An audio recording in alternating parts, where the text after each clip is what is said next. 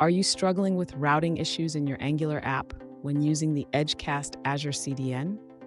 You're not alone. Today, we're going to tackle this common problem and get your app working smoothly. I completely understand how frustrating it can be when your app works perfectly on your local machine, but fails to route correctly once deployed. It's a common scenario that many developers face.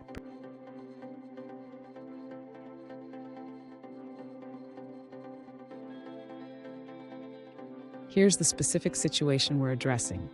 A user has an Angular app with a routing configuration, and while it works fine locally, they can't access certain routes after deploying to Azure Blob Storage and Edgecast CDN.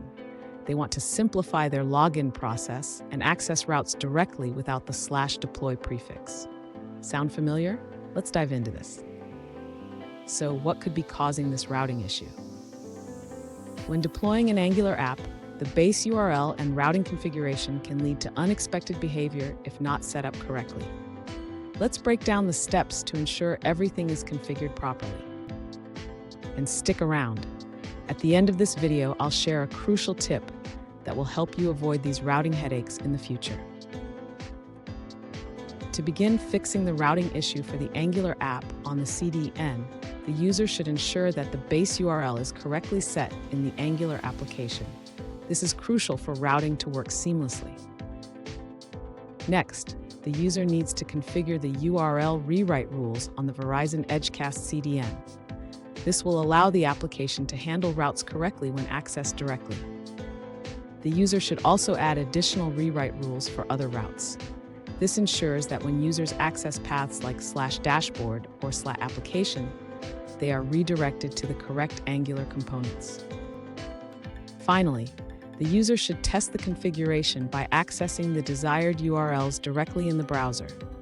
This will confirm that the routing works as intended. Fun fact, did you know that the first web pages were static and didn't even have routing? We've come a long way since then, but routing issues can still trip us up. Now, let's look at the answers provided by other users. An alternative solution suggests setting the origin path to deploy in your CDN configuration. This change will remove the need to include /deploy in your URLs. Additionally, remember that the rules engine may take up to 90 minutes to activate. After setting the origin path, create a rewrite rule.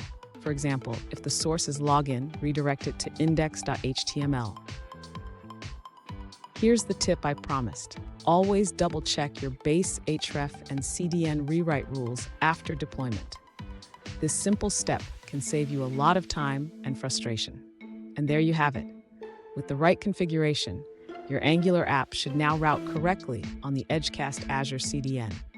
If you found this video helpful, please subscribe for more tips and remember to keep your routing in check.